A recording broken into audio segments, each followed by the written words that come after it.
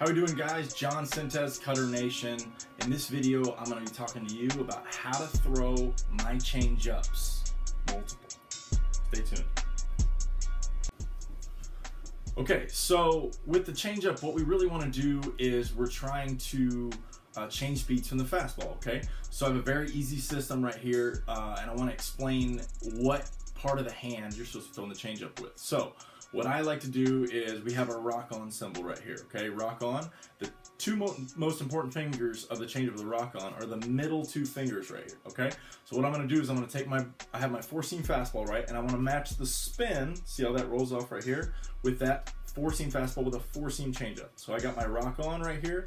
I'm going to drop my fingers on the outside of the ball right here, okay? So this is a pretty standard grip for me right here. Some guys like to go thumb up like this. When you bring your thumb up and create what people call a circle change-up, that's going to create more movement laterally, okay? The ball's going to run more, okay? But really what I'm trying to do is I'm trying to stay through this four-seam change and not have a lot of movement, but look like my four-seam fastball. Okay, so I'm not going to turn it over on this one. It's just going to come right through when it's spinning. And because of the lack of velocity and then the surface area, the spin on it, it's going to fall just a little bit, okay? Just a little bit. Now, the wider I go on this pitch right here, okay, the less the spin, the more the drop. Okay, that's going to be with all the change-ups for all these different grips I'm going to show you right here.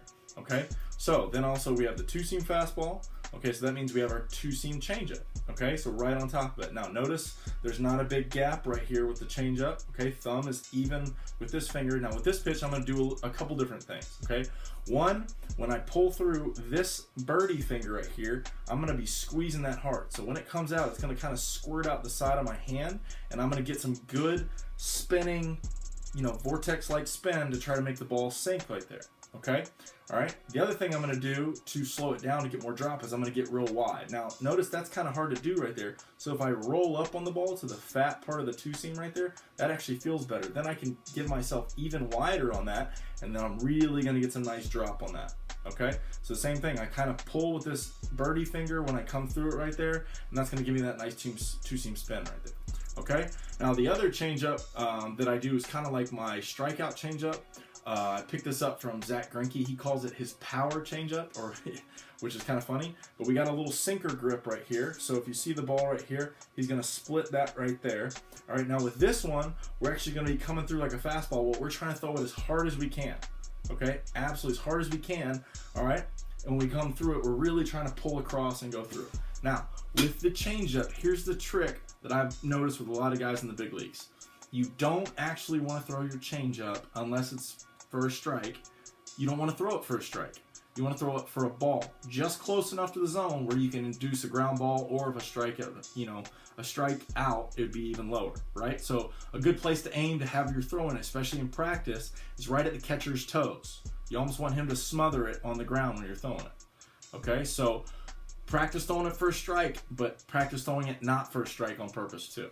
Okay, throw that righty or lefty, just depending on what you're trying to do. Maybe if you're trying to throw it backdoor to a righty and just have a little bit, maybe the four-seam change, but just play with everything and see what you like. If you guys like this video, comment what you'd like to see in the next how-to video. Tell me what you like about anything. Don't forget to check out my shirts. Check out my other videos on YouTube. I got J-bands, weighted balls, flush bands, all on my website. If you haven't found me on Instagram, find me on Instagram, DM me. Let's work on getting better. Last thing, don't forget, throw hard.